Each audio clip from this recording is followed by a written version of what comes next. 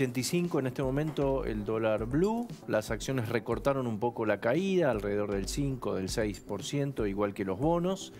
Y recordemos que el dólar oficial hubo una devaluación del 25% y el dólar ternura ya no más, me parece. Ya no más 365. Bien. Hay mucha expectativa por lo que pase en los Estados Unidos. Primero, allí está la sede del Fondo Monetario Internacional. ¿Habrá desembolso o no lo habrá? ¿Se terminará de firmar el acuerdo? La mirada política de Javier Milei, que recién con Carola repasábamos en las portadas internacionales. Nos vamos a Washington. Allí está nuestro corresponsal, Rafael Matus. Rafa, buen día, Nación. ¿Cómo estás? ¿Qué tal, Luis? Muy buenos días. ¿Cómo les va? Bien. Primera repercusión de este primer turno con un Milei triunfando. Bueno, acá ya se empiezan a preguntar cómo sería una eventual presidencia de Javier Milei después del resultado de las elecciones primarias de anoche en Argentina. Algunos lo calificaron de terremoto, otros lo calificaron de sorpresivo. Lo que es seguro es que el resultado tal como se dio en tercios, que no había sido anticipado por ninguna encuesta de las que se manejaban en la Argentina y tampoco acá, fue recibido con enorme sorpresa. Algunos lo tomaron con mucha inquietud y preocupación. Estuve repasando varios informes de bancos de inversión esta mañana que anticipan un periodo de mucha mayor incertidumbre, de mucha más presión sobre el dólar, sobre el tipo de cambio oficial, pero también sobre los dólares paralelos, a medida que se trata de dilucidar cómo sigue la historia de acá para adelante, ¿no? Sobre todo porque una presidencia de Milei, una eventual victoria de Milei, es visto ampliamente como el escenario más disruptivo para la Argentina, porque el candidato libertario, como ustedes saben, ha hecho algunas de las propuestas más radicales que se han visto hasta ahora en la campaña. No tiene un largo historial político, no tiene una gran estructura partidaria y asesores. Esto es algo que algunos informes de acá han destacado, pero claramente ha tenido un mensaje muy claro, muy contundente, muy fuerte que le permitió imponerse en la elección presidencial. También te puedo anticipar, Luis, que en el Fondo Monetario Internacional están ya buscando el teléfono de Javier Milei porque seguramente se van a contactar con él y van a querer hablar con él para empaparse un poco más de sus ideas económicas y de qué quiere hacer si es que llega al sillón de Rivadavia. Rafael, algunos hablan, y lo estamos viendo allí en recortes periodísticos y también en nuestro graph, del fenómeno Trump. A mí me parece no del todo análogo. Trump estaba enancado nada menos que el Partido Republicano, una superestructura tradicional. Milei es solo. ¿Se parece en algo la campaña de Milei a la campaña de Trump? Sí, hay obvias similitudes entre las campañas de Donald Trump y de Javier Milei, también creo con la campaña que hizo Jair Bolsonaro en Brasil. Me parece que el punto en común más claro es el mensaje contundente contra el establishment político, ¿no? Trump hablaba todo el tiempo del pantano de Washington, de Swamp, y se mostraba desde el principio como un outsider. Era realmente un outsider porque había llegado a la política sin tener ningún cargo. Pero a diferencia de Milei, como vos bien decías, se acopló a la estructura del Partido Republicano, claro, que no tuvo más remedio que aceptarlo como su nuevo líder político, y al día de hoy lo están sufriendo. Javier Milei tiene este mensaje contra la casta política que se parece mucho a lo que hacía Donald Trump, a lo que hizo Donald Trump acá en 2016, pero, como decías, a diferencia de Trump, no tiene una estructura de un partido tradicional que lo acople, y a pesar de eso, ganó la elección primaria, ¿no? En esto creo que hay un distintivo bastante impresionante en la campaña de Javier Milei, que sin estructura partidaria, sin historial, logra imponerse en la elección presidencial. Después, en cuanto a las políticas, a las ideas que pregonan, también creo que hay similitudes con Bolsonaro y con Trump, sobre todo en el frente económico, aunque las ideas de Milei en el contexto de la economía argentina son bastante más radicales que las que proponía, por ejemplo, Trump acá. Rafa, ¿cómo está visto la propuesta de dolarizar allá? Tenés adeptos y tenés, obviamente, gente que cree que no es una buena idea, que si la Argentina dolariza es poco menos que tirarse un tiro en el pie, ¿no? Pero acá hay analistas en think tanks que creen que es un camino que la Argentina podría explorar. La dolarización, sin ir más lejos, es una idea que surgió acá en Estados Unidos hace muchísimo tiempo. No es una idea que tenga muchísimos adeptos. La mayoría de las opiniones se oponen a la dolarización porque la ven como una medida demasiado radical, demasiado extremo, que generaría a largo plazo más perjuicios que beneficios. Bien, Rafa, gracias por haber charlado con nosotros. Muy buenas tardes. Hasta luego. Me voy a ir a hablar con Gustavo, pero ¿te gusta la comparación con Trump y con Bolsonaro o son fenómenos distintos? Tiene lazos antisistema y de outsider que creo que son parecidos, también promercado e ideas político-económicas, pero me parece que en Argentina, puesto un líder o puesto el otro, no es lo mismo. Claro. Me parece que Argentina el contexto es el que determina mucho más. Claro. Digo, cansancio, enojo, hartazgo en el largo plazo, conjugado con una falta de sintonía y desconexión de dirigentes que se encontraron confrontando internamente, Claro. convalidando en la interna y con el objetivo interior hacia los frentes, me parece que tiene paralelismos, pero que el escenario determina mucho más. Sí, porque yo decía, mal, bien, antisistema, Trump se sube al Partido Republicano, no es que viene el partido trumpista. Digo, enorme la diferencia. Claro. Digo, por eso, digo, podemos analizar personalmente esas similitudes. Ahora, Claro. el contexto y cómo llega a través de lo partidario en Estados Unidos, vos sabés que es imposible de hacer un paralelismo con Argentina en ese sentido, ni en escenario, ni en nivel a nivel partidario. Y también con Bolsonaro me parece que hay diferencias enormes. Digo, si bien Bolsonaro arremete con su partido, tiene todo el sustento de su candidato a vicepresidente. También es verdad, sí, y también es verdad de que hay que analizar la corriente, como es la película completa, ¿no? Existe un Trump, un Bolsonaro, Zelensky en Ucrania antes de la guerra. Me parece que esos candidatos outsider que rompen los sistemas, que le ponen una bomba a lo tradicional, me parece que Milei va en ese rango de interpretación. Bolsonaro se recostó los evangélicos, Claro. por ejemplo. ¿Cuál es la base de sustentación de Milei? Es como todo medio Por eso yo digo Esto es que la base de distinto. sustentación de Milei en este sentido es el enojo.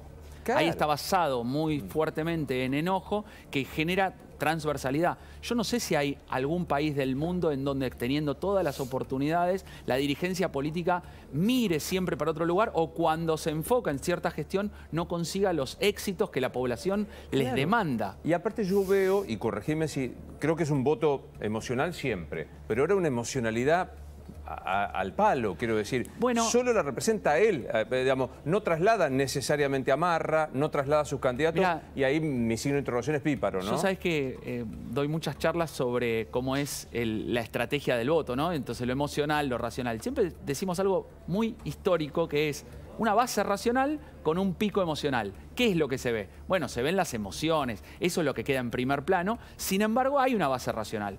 En este caso, yo creo que existe también una base racional de disconformidad hacia lo que sucede, de análisis de resultados. Claro. Tiene una base racional. Claro. Ahora, me parece que ese es el interjuego. Ahora, ¿por qué vos me decís es doblemente emocional? Y bueno, claramente porque la sintonía que se creó fue fuertemente con el enojo, que es una de las emociones, conjuntamente con el miedo, lo vimos en la pandemia, pero que el enojo, conjuntamente con el miedo, son de las 5 o 6 emociones de las más relevantes. Y es un punto... Un decisor de voto importante, Claro, aparte. pero es un punto grande en el haber de Javier Milei, que supo conectar. O sea, no es menor que lograr decir, mira, está pasando esto, todos vieron la falta, todos vieron la inflación, todos vieron la inseguridad, y él conectó muy directamente con los que aquellos expresaban y que no logró Patricia, y muchísimo menos Larreta, ¿no? Y sabés que, aparte de esa conexión que coincido, me parece que genera un contraste enorme con la desconexión, con la falta de sintonía de los partidos que subestimaron la situación.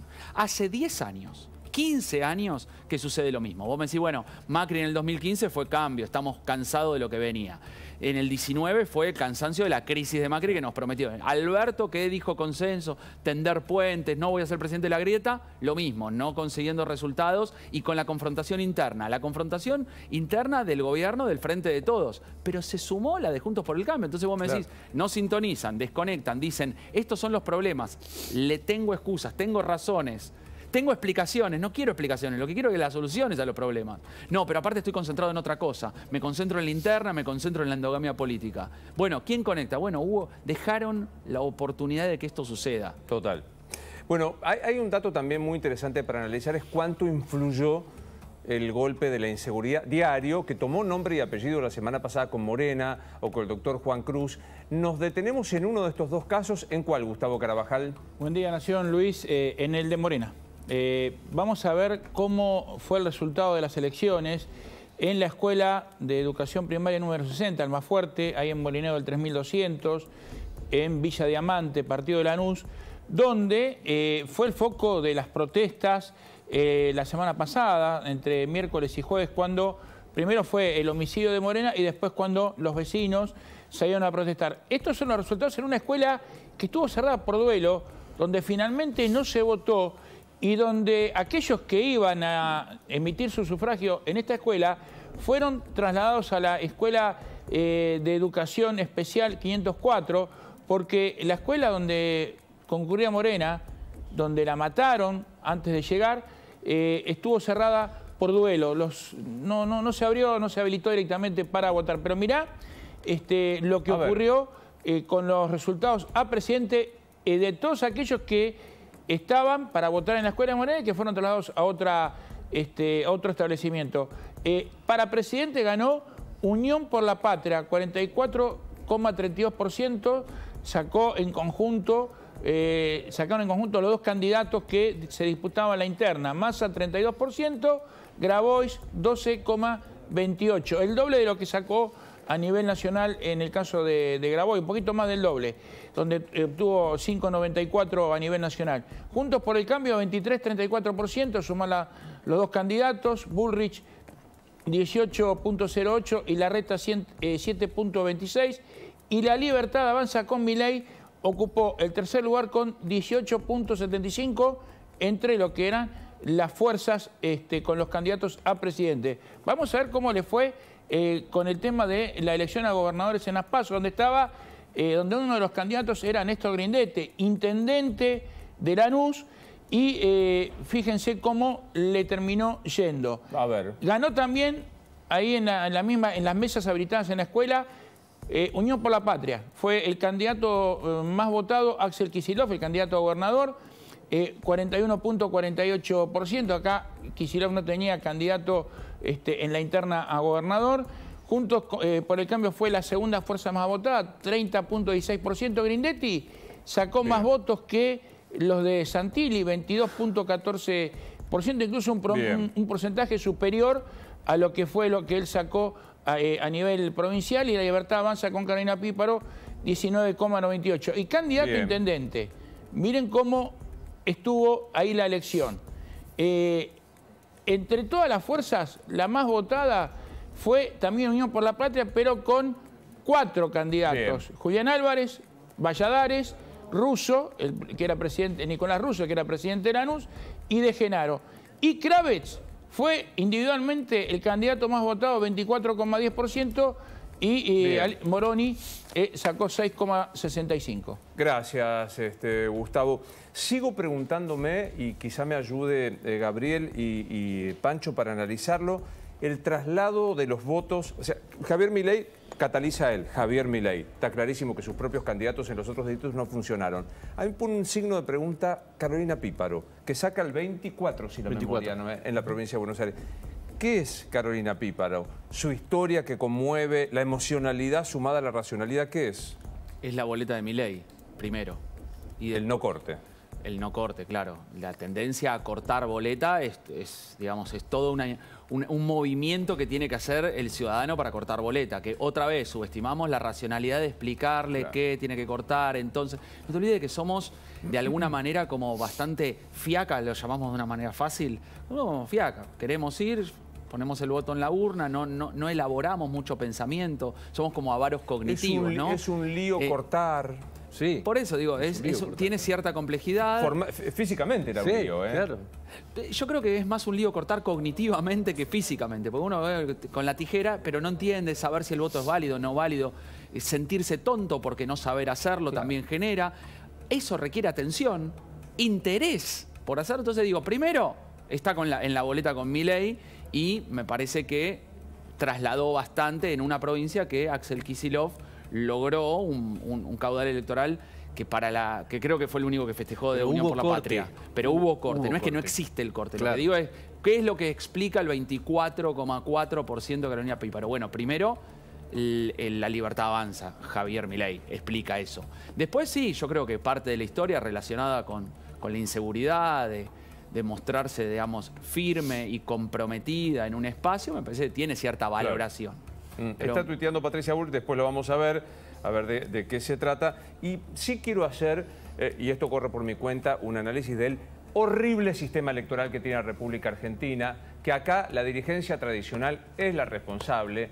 Recién a las 10:30 de la noche teníamos los primeros datos. Yo creo que, y esto corre por mi cuenta, escondieron los datos, porque no se explica de ninguna manera que hayan arrancado con el 65% de los votos. Hay una acordada de la doctora María Servini que dice solo pueden darse datos a partir de las 21 cuando haya un 10% consolidado de las provincias centrales, las que más población tienen. Ahora, arrancar a las 10:30 de la noche, 22:40 si la memoria no me falla, me va a corregir la producción, con el 65% de los votos. Estoy viendo desde fuentes del Ministerio del Interior, pues yo pregunté, ¿por qué Vito Velo, que es el secretario general de la presidencia, la mano derecha del presidente de la Nación? Porque Guado era candidato. ¿No hay viceministro de Interior? ¿No hay un respeto por los votos para que lo sepamos a partir de las 21?